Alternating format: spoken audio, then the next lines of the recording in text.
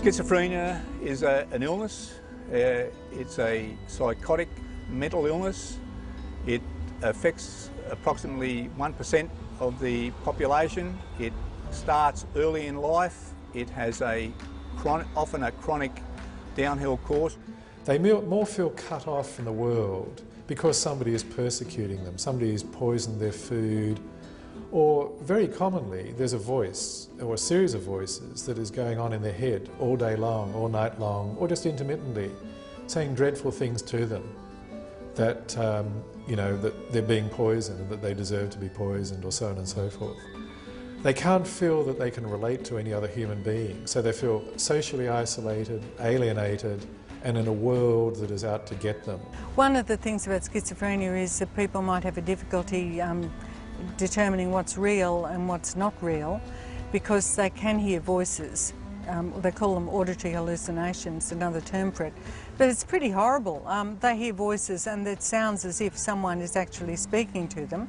I've had someone in the backyard with me yelling and screaming at the voices and saying, "Can't you hear that woman? She's putting me down. She's tormenting me." My last episode last year, I did have a lot of voices. At the time, I wasn't sure whether they were it was actually people I knew were talking to me, and it seemed like it was telepathic.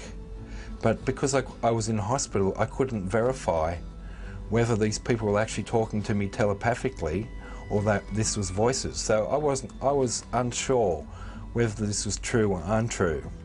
They have sort of beliefs that people may be sort of controlling them, looking at them, strange somatic perceptions that they're being sort of interfered with, or some beam is being sort of shone into their sort of brain from somewhere. And the visual hallucinations, while they weren't frightening, basically what I was seeing was flashes of light, and I'd see different colours. And this only happened to me after I hurt my neck, and I was told by the chiropractor that they could cause hallucinations if you had a neck injury. And it was after I hurt my neck and then had a psychotic episode after it. I get these, just a straight line, just like a rainbow, and I would see that. I would recognise it that I was the only one who could see this, but depending on what colour it was, would be interpreted by myself as what I'd have to do about it. If it was a certain colour, I would have to, it could either cause fear or panic in me. Suddenly getting a delusion where all of a sudden you think you're the Queen Myree, or that you're God, or you're the Son of God. It just starts to happen slowly, and there's a variety of reasons why that can happen. Stress can sometimes bring on an episode of mental illness. The most commonly seen form of drug-induced psychosis would be schizophrenia that's been triggered by marijuana use.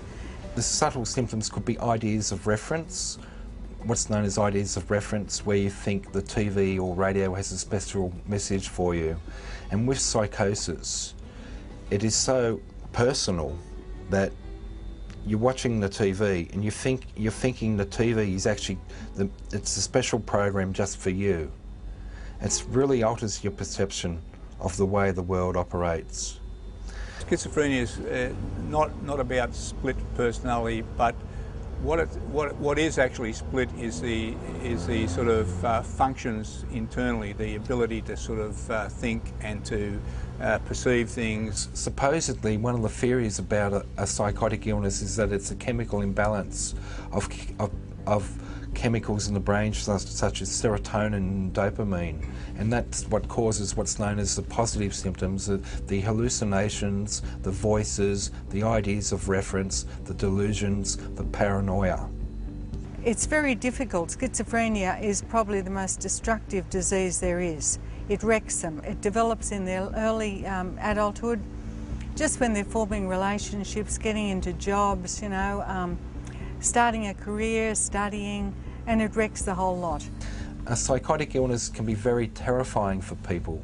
People people are very scared, and for most people with mental illness, they're at greater risk from harm from the community than the community's harm from them. And we shouldn't fear people with mental illness. 25% of people may have one episode and never have another episode. 50% have recurrent episodes, and the sort of 25% have a chronic downhill course. Back 30 years ago, the general feeling, even from within the mental health profession, was that people with schizophrenia didn't recover. We now know that's not true, and the vast majority of people with schizophrenia will make a recovery.